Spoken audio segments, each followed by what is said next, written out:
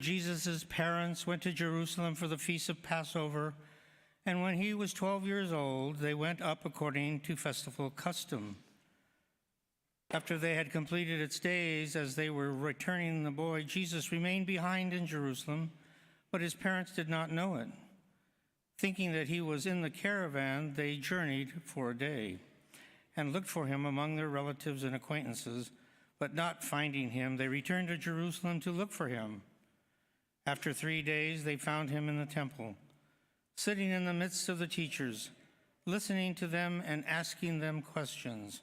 And all who heard him were astonished at his understanding and his answers. When his parents saw him, they were astonished, and his mother said to him, "Son, why have you done this to us? Your father and I have been looking for you with great anxiety." And he said to them, "Why were you looking for me? Did you not know that I must be about my father's house?" But they did not understand what he said to them. He went down with them and came to Nazareth, and as obedient to them, and his mother kept all these things in her heart. And Jesus advanced in wisdom and age and favor before God and man. The Gospel of the Lord.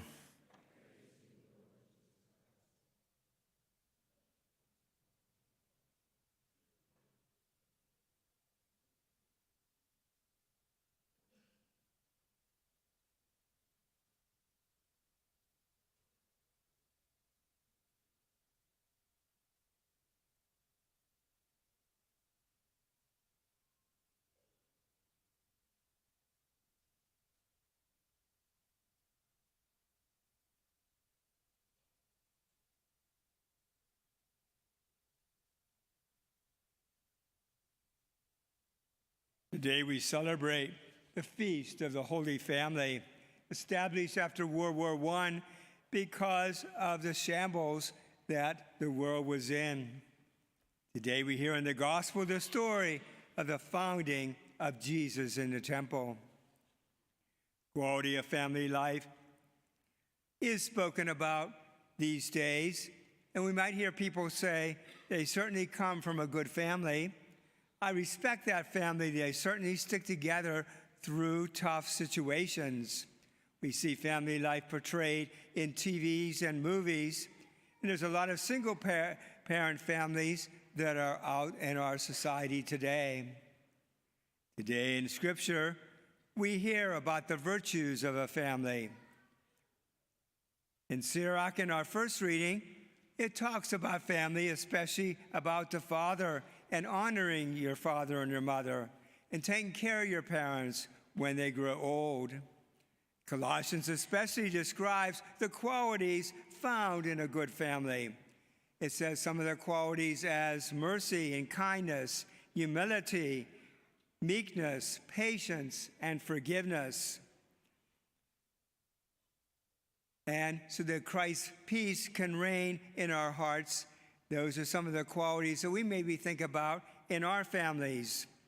And then towards the end it says, wives and husbands to love each other and avoid bitterness,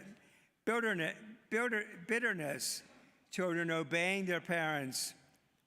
I know it's a lot of times hard to live in a family and because everything doesn't go as it should sometimes.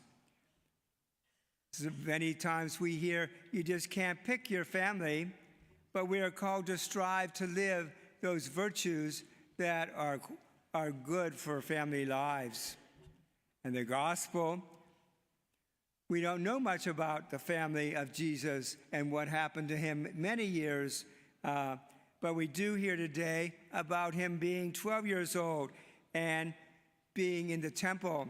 We know that Jesus was brought to the temple by his parents to be circumcised, and we hear the story today of Jesus being lost in the temple for 3 days.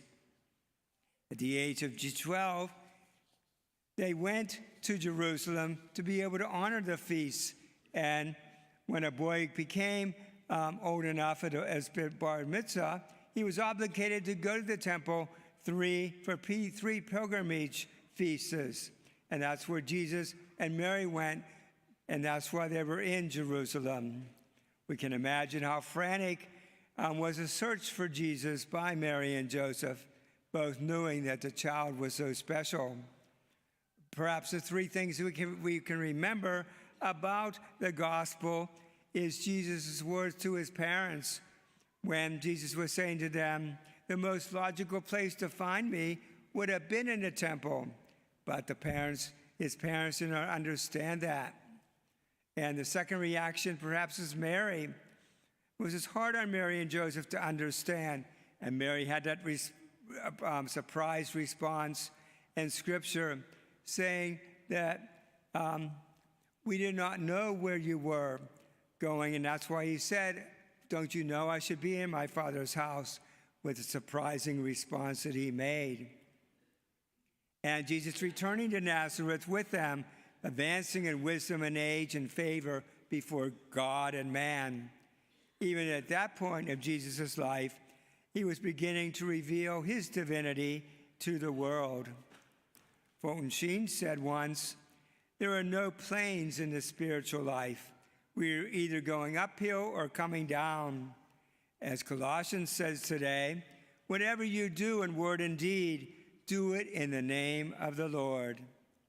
This feast today that we celebrate of the Holy Family is a time for us to remember the graces and blessings of our families and our extended families. All of us come from one sort of family, either natural or a church family, or human family, or God's family. So let us thank God for the many virtues he has already given us to live in a family, and pray that we may strive to practice those virtues we hear today in Colossians the best that we can. Let us find our hearts pondering for the mystery of Christ and his great love that he has for us. Perhaps that may make a great New Year's resolution.